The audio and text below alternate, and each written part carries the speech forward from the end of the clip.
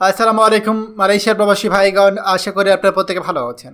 Malaysia calling visa প্রত্যাশীরা সাবধান, টিকটকে চমকপ্রদ বিজ্ঞাপনে প্রবাসীদের থেকে অর্থ আত্মসাৎ। চলুন খবরে বিস্তারিত জেনে নেওয়া যাক। টিকটকে আপনি যদি একটি অ্যাকাউন্ট খুলে ভিডিও সার্চ করেন এবং সেখানে লেখেন মালয়েশিয়া ভিসা, আপনি অবাক হয়ে যাবেন। দেখবেন মালয়েশিয়া কলিং ভিসা অলরেডি চালু হয়ে গিয়েছে এবং পাসপোর্ট জমা দিয়ে অনেকে নাকি ভিসার জন্য শর্টলিস্টেড হয়ে গিয়েছে। অবাক হচ্ছেন? না, এটা চূড়ান্ত সত্য। মালয়েশিয়া কলিং ভিসা চালু হয়ে গিয়েছে এমন চমকপ্রদ ভিডিও আমরা টিকটকে দেখতে পাচ্ছি।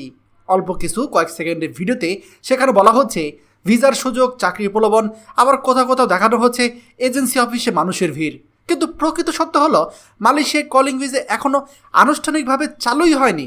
এরই মধ্যে অসাধু দালাল চক্র ভিসার নামে পাসপোর্ট ও টাকা সংগ্রহ শুরু করেছে। বিশেষজ্ঞদের মতে এটি একটি ভয়ঙ্কর প্রতারণা চক্রের কৌশল। ভিসা আনুষ্ঠানিকভাবে চালু হওয়ার আগেই সাধারণ মানুষকে প্রলোভন দেখিয়ে তাদের কাছ থেকে পাসপোর্ট ও বিপুল পরিমাণে টাকা নেওয়া হচ্ছে। অনেকেই ভেবে নিচ্ছেন এখনই সুযোগ, পরে হয়তো পাওয়া যাবে না। কিন্তু শেষ পর্যন্ত যখন ভিসা চালু না হয় তখন হাজার হাজার মানুষ প্রতারিত হয়ে নিঃস্ব হয়ে পড়ে। আর এই লোকগুলো যারা প্রতারিত হয় তারা বেশিরভাগই হচ্ছে গ্রামাঞ্চলের মানুষ, যারা খুব সহজলভ্য ইন্টারনেট পায় এবং টিকটকে বা ফেসবুকে রিলসে ভিডিও দেখে তাদের সাথে যোগাযোগ করে প্রতারিত হয়। সম্ভবত সংশ্লিষ্টরা বলছে মালয়েশিয়া সরকার এখনও কলিং ভিসা খোলার বিষয়ে আনুষ্ঠানিকভাবে কোনো ঘোষণা দেয়নি, অথচ টিকটক ও ফেসবুকের মতো সামাজিক যোগাযোগ মাধ্যমে বিভ্রান্তিকর বিভিন্ন ভিডিও তৈরি করে সাধারণ মানুষকে ফাঁদে ফেলা হচ্ছে। তারা আশঙ্কা প্রকাশ করছে এই প্রতারণার কারণে অনেক পরিবার তাদের সর্বস্ব হারিয়ে পথে বসবে। বাংলাদেশি প্রবাসী সংগঠনগুলো সতর্ক করে জানিয়েছে এখনও যদি সাধারণ মানুষ সচেতন না হয় তবে অচিরে দেশের মানুষ, বহু পরিবার ভিসার নামে কোটি কোটি টাকা হারাবে। এর আগেও এই ধরনের প্রতারণার কারণে অসংখ্য মানুষ ক্ষতিগ্রস্ত হয়েছে। সরকারি দায়িত্বশীল কর্মকর্তারা সবাইকে সতর্ক করে বলেছে কোনো অফিসিয়াল ভিসার ঘোষণা ছাড়া ভিসার নামে কোনো রকম কোনো পাসপোর্ট বা টাকা জমা দেওয়া যাবে না, কারণ এটি শতভাগ প্রতারণা। আজল ভিসা চালু হলে সরকার এবং মালয়েশিয়া অনুমোদিত এজেন্সিগুলোর মাধ্যমে জানানো হবে, রিক্রুটিং এজেন্সি তালিকা আসবে, মেডিকেল সেন্টারের তালিকা আসবে, তারপরেই আপনারা সেখানে লেনদেন করতে পারবেন অফিসিয়ালভাবে।